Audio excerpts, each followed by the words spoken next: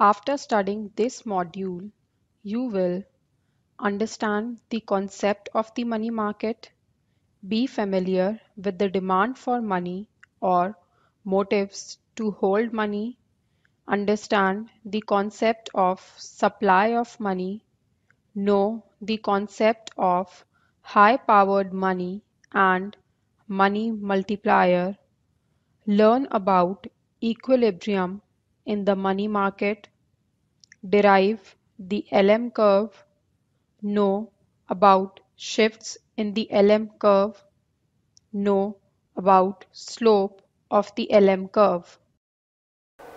The previous module was on the equilibrium in goods market and we learnt about the IS curve. According to Keynesian analysis, the demand and supply of money has an important role to play in determining the rate of interest. The present module attempts to introduce the concept of equilibrium in the money market and the LM curve. Thereafter, in the following module, we will bring the IS and LM curves together to determine simultaneous equilibrium in goods and asset markets. First, we will discuss the asset and money markets in this module and understand how the rate of interest is determined. The asset market. In the previous module, we saw how households' decision to allocate aggregate income between consumption and savings had an impact of the level of aggregate demand and hence output. This analysis ignored the financial sector altogether. Now we explicitly bring in the financial sector by looking at how agents allocate their financial wealth between available assets and money. Keynes, in his analysis, assumed that there are only two types of financial instruments, namely money and bonds, non-monetary financial assets. Holding money is convenient as it can be readily used for settling transactions. However, money provides no additional financial return and it is demanded for its own sake as it is liquid, whereas bonds are non-monetary financial assets and the rate of return or yield of the bond is the interest rate. So, if an individual holds his entire income in the form of money, he will not get any return. In fact, the return would be negative if the price levels are rising as the value of money will go down over time.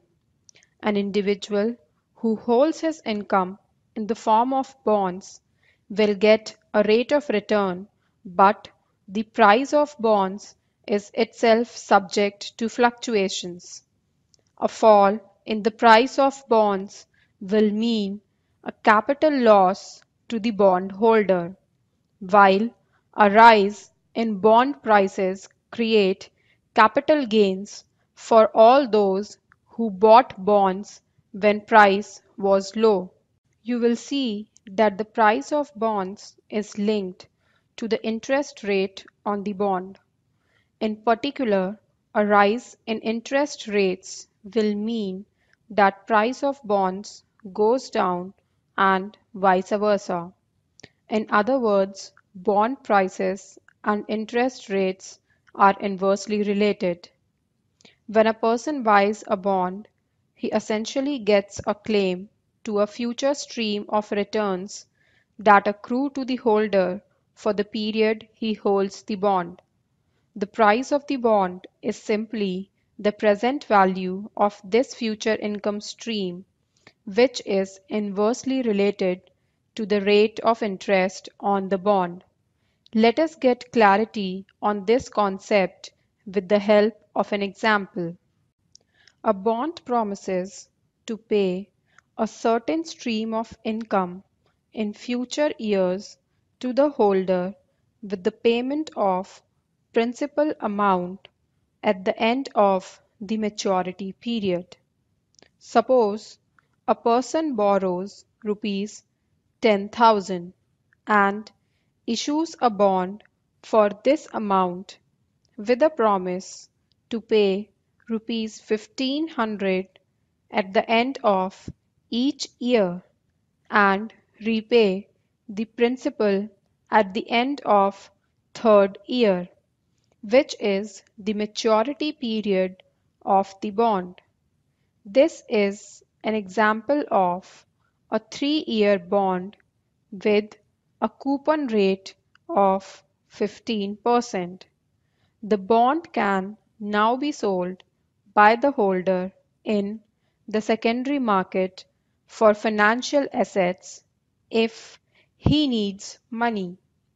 At what price would the holder be able to sell if the prevailing interest rate in the market is 5%?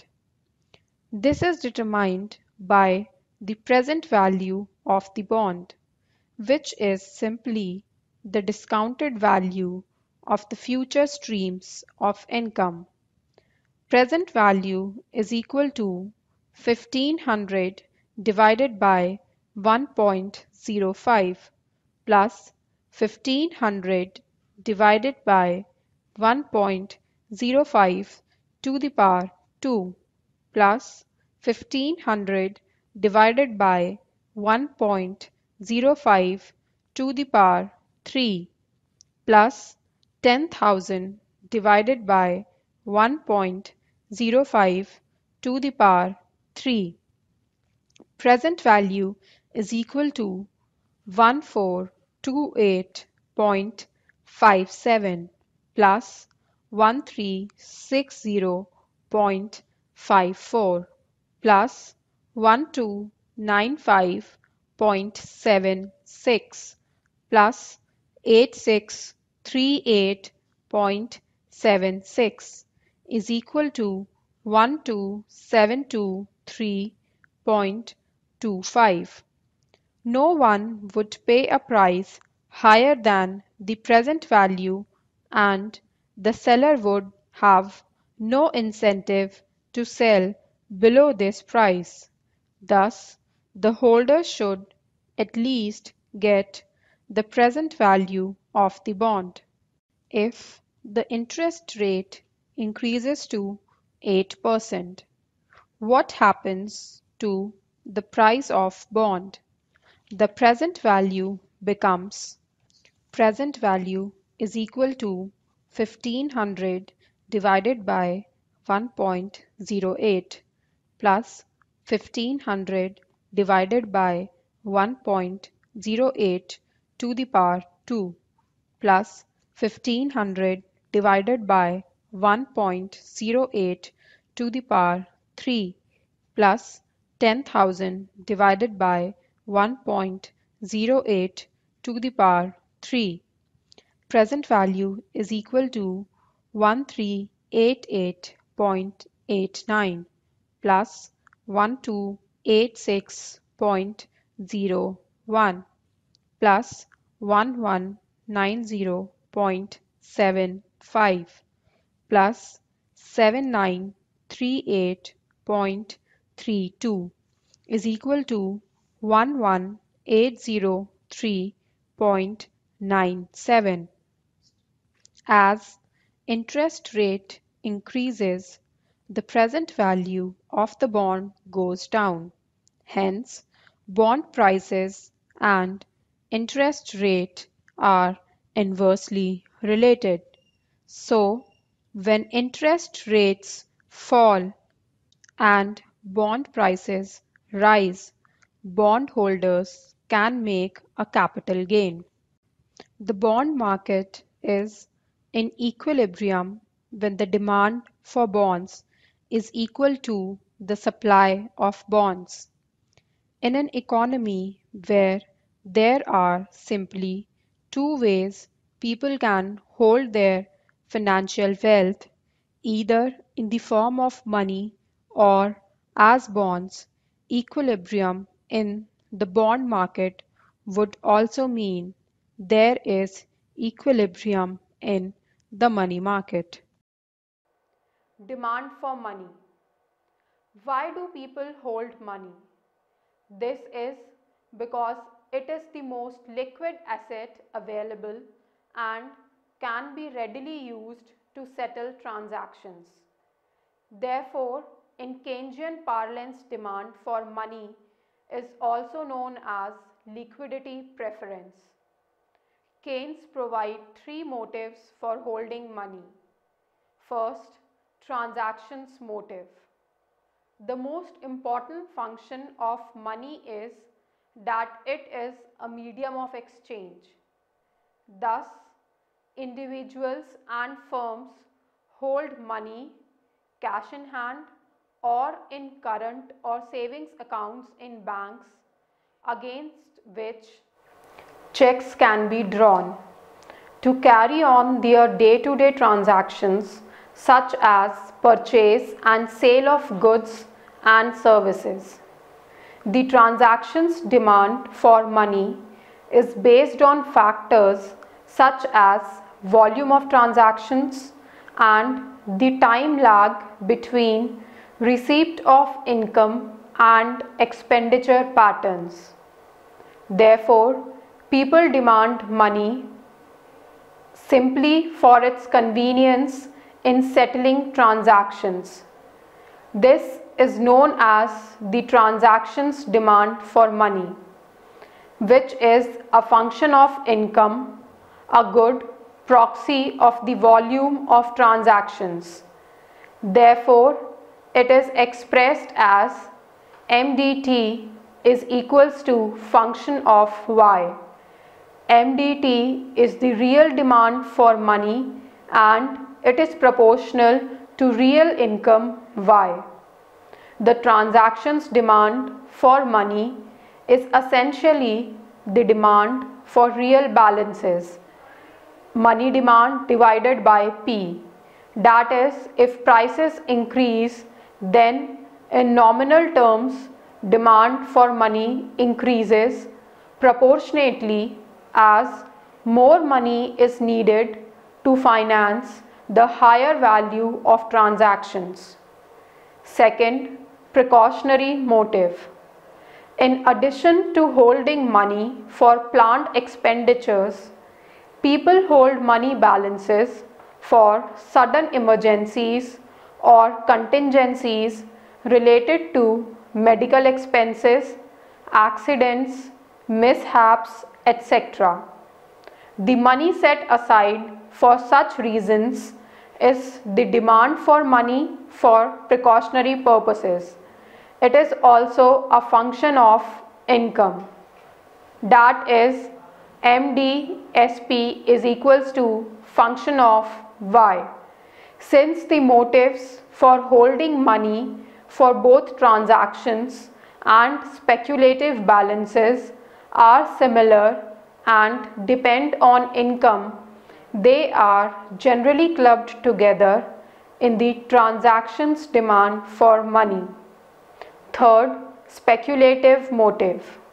The households hold a part of their money for speculative purposes, that is, for making financial investments and making a capital gain out of the uncertainties associated with interest rates and bond prices. We have seen that bond prices are inversely related to the rate of interest. Due to the change in rate of interest and hence change in price of bonds, the investors may wish to profit by buying and selling bonds. For instance, in period of high interest rates, bond prices are relatively low. So, People expect bond prices to rise.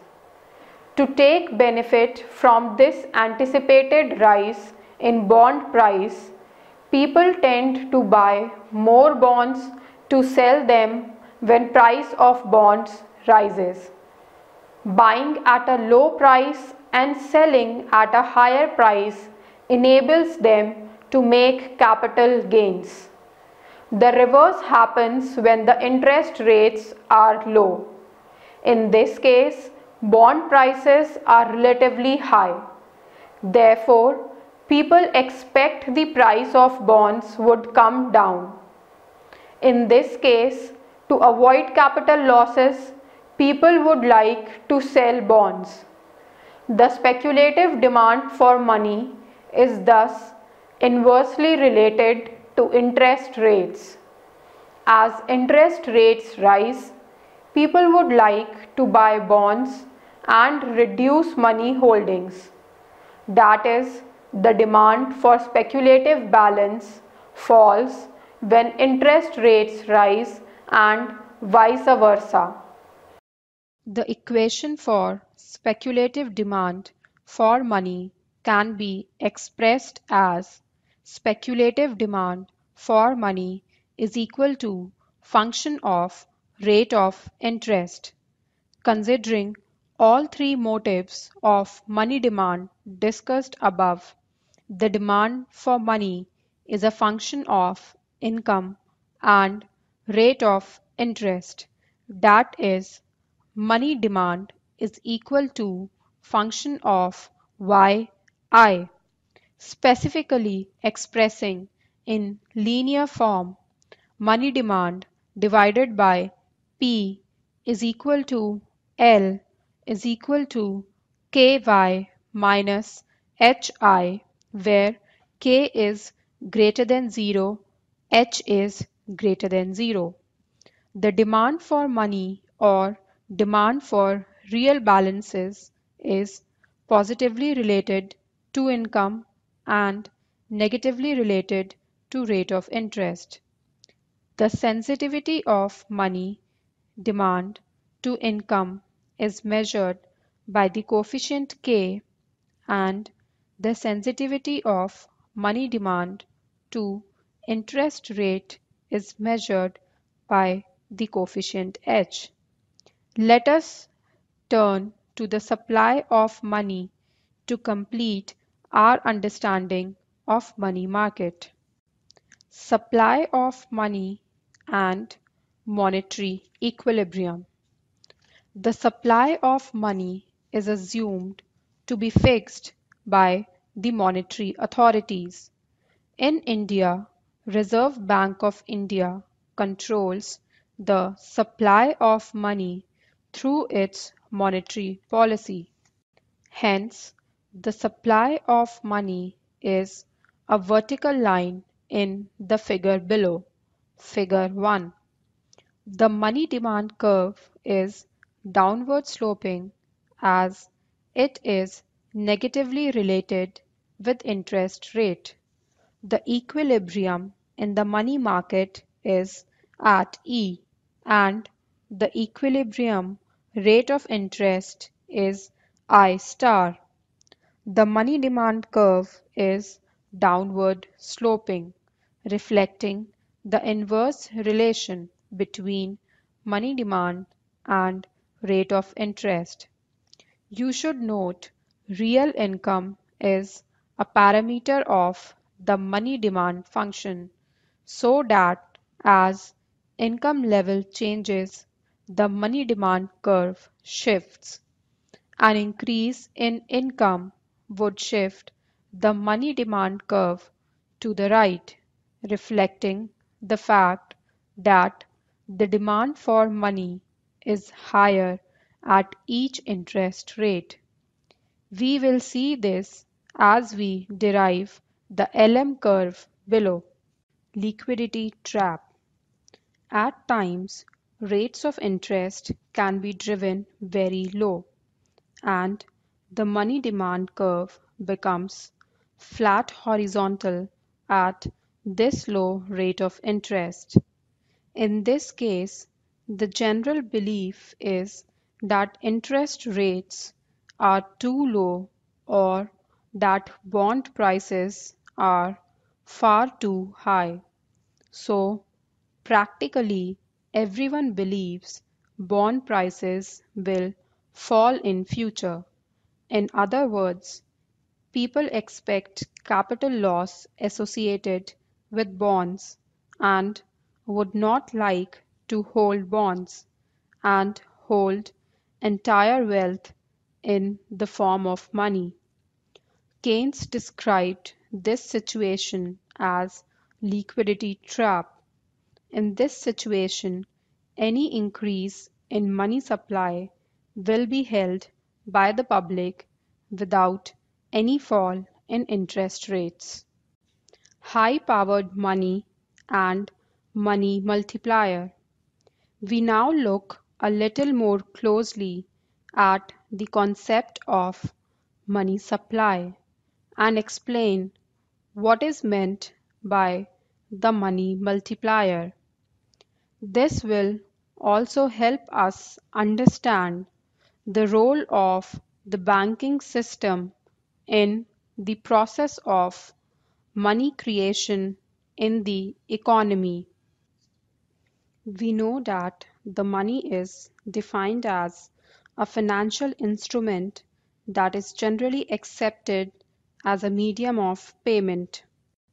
From here we get the most narrow measure of money supply, which is currency plus demand deposits, bank accounts against which checks can be drawn. This can be expressed as follows: M is equal to C plus DD, where M is money supply, C is currency in circulation, and DD is demand deposits. We now define the concept of base money, also known as reserve money or high-powered money, H. The liabilities of the central bank are known as high-powered money.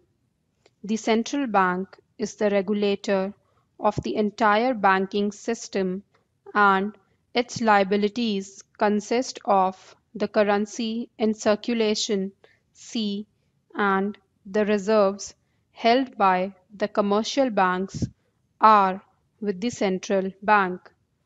That is, H is equal to C plus R.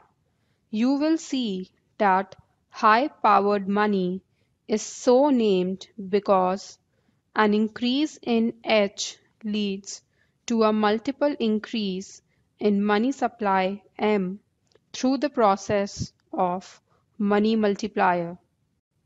To understand the concept of money multiplier, note that reserves of the banking system R are a fraction of the deposits D held by the commercial banks.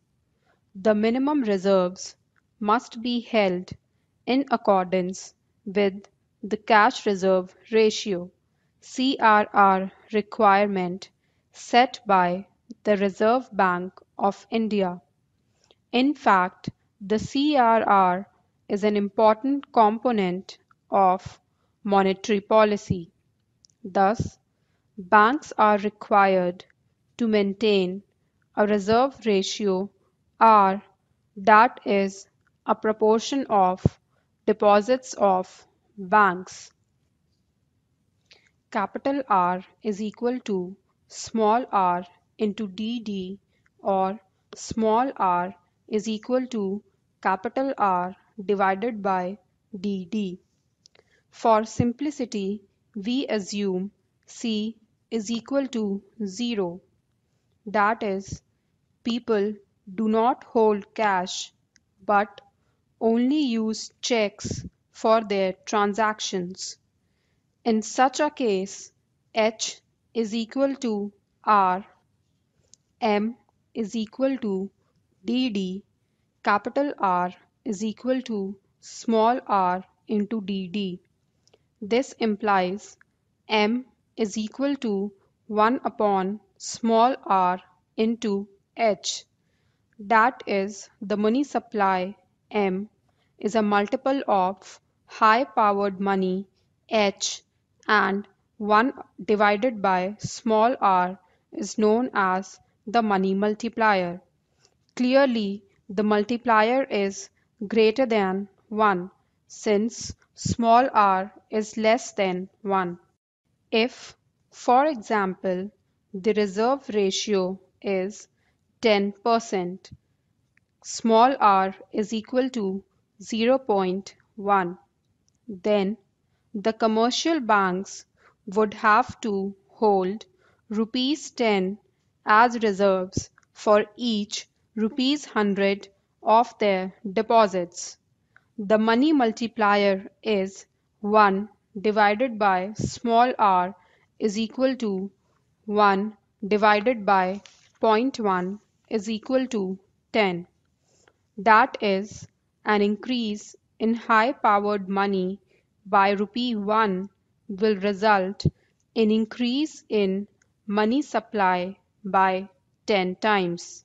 If central bank reduces the reserve ratio to 5%, small r is equal to 0.05, then the commercial banks are required to hold only rupees 5 as reserves and can lend rupees 95 as deposits.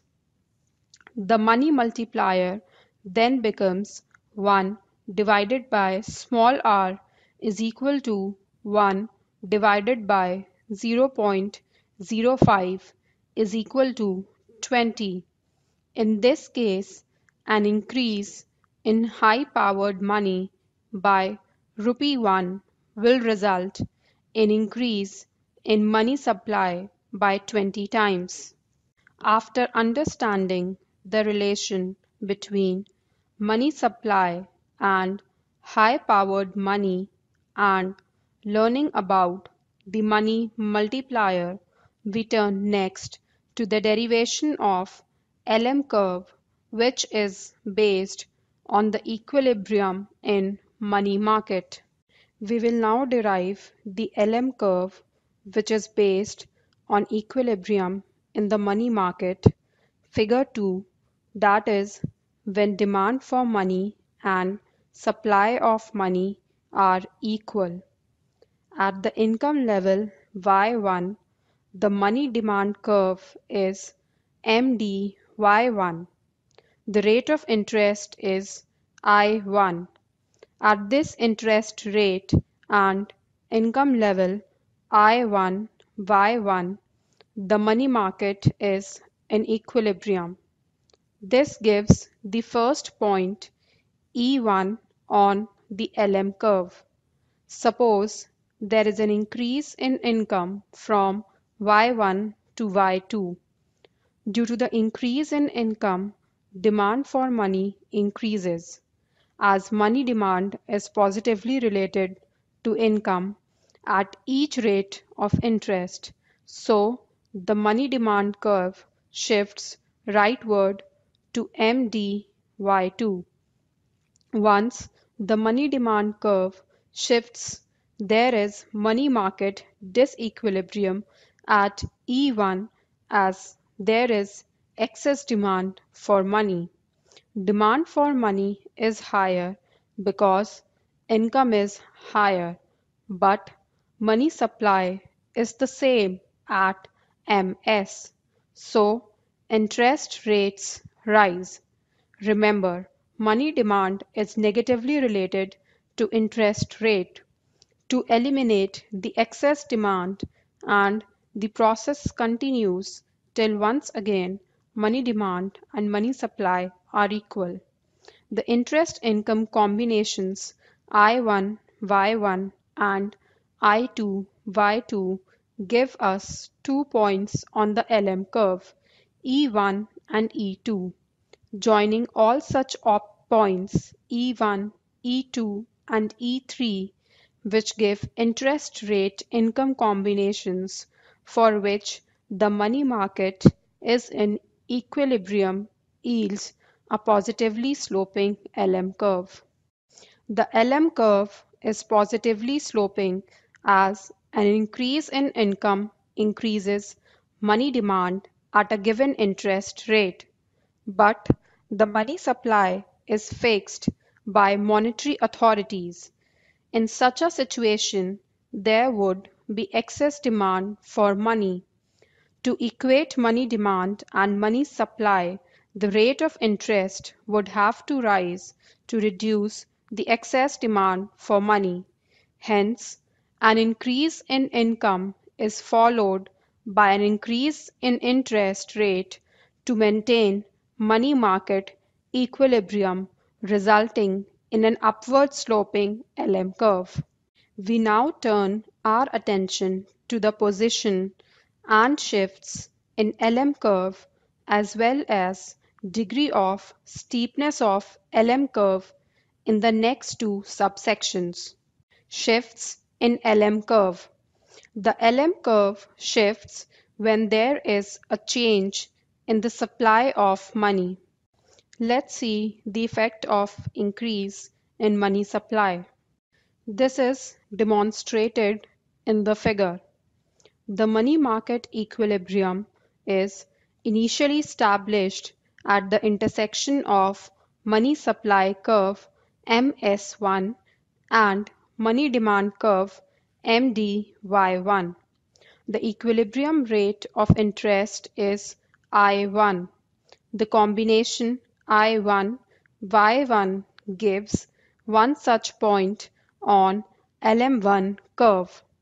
When there is an increase in money supply by the monetary authorities, the money supply curve shifts rightward from MS1 to MS2. As money supply increases, the new equilibrium between new money supply curve and original money demand curve is established at a lower interest rate I2. The income level has not changed but remains at Y1.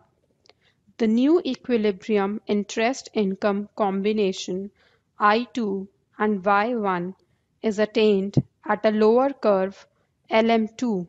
Thus, the LM curve shifts to the right as money supply increases. Exogenous shift in money demand will have opposite effects to that of change in money supply. So, an exogenous rise in money demand, for example, because people face a higher value on liquidity with money supply remaining the same, will cause LM to shift to the left. Slope of LM curve.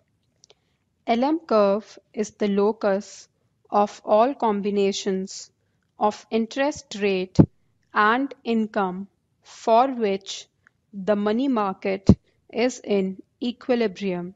That is, demand for money is equal to supply of money, both measured in real terms. The demand for money is denoted by capital L and the real supply of money is denoted by capital M.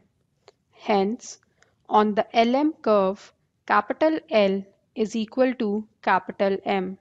That is, money demand divided by P is equal to capital L is equal to KY minus HI, where K is greater than 0, H is greater than 0. Money supply is equal to M bar. In equilibrium, money demand is equal to money supply. So, equating both the equations, M bar is equal to KY minus HI. HI is equal to KY minus M bar. I is equals to K divided by H into Y minus 1 divided by H into M bar. This is the equation of LM curve.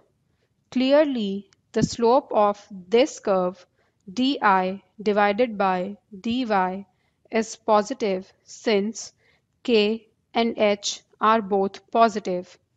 The LM curve is steeper.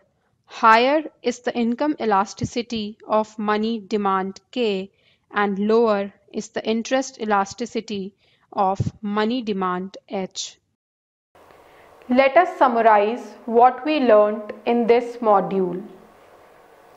In this module, we learnt that Keynes provided three motives for holding money: transactions, precautionary, and speculative motives respectively.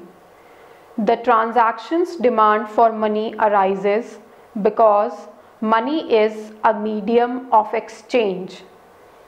Both transactions and precautionary demand for money are positively related to income levels. The speculative demand for money arises because people hold bonds that yield returns.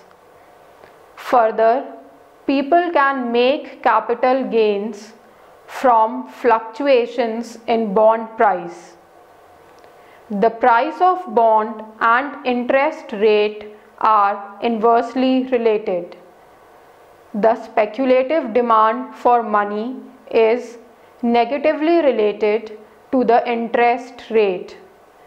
The supply of money is assumed to be fixed by the central bank of the country.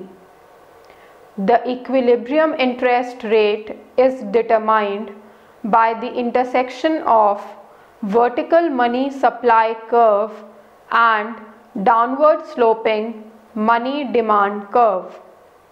The liquidity trap arises when interest rates are too low. So, people do not want to make investments in bonds as it would result in capital loss and the demand for money becomes infinitely elastic. The narrow measure of money supply is currency plus demand deposits. The base money, reserve money, or high-powered money is the currency in circulation plus reserves held by the banks. The money supply is equal to money multiplier 1 by R multiplied by high-powered money H. LM curve is positively sloping as the increase in money demand due to an increase in income has to be accompanied by an increase in interest rates given money supply to maintain money market equilibrium. LM curve is steeper the higher is the income elasticity of money demand and lower is the interest elasticity of money demand.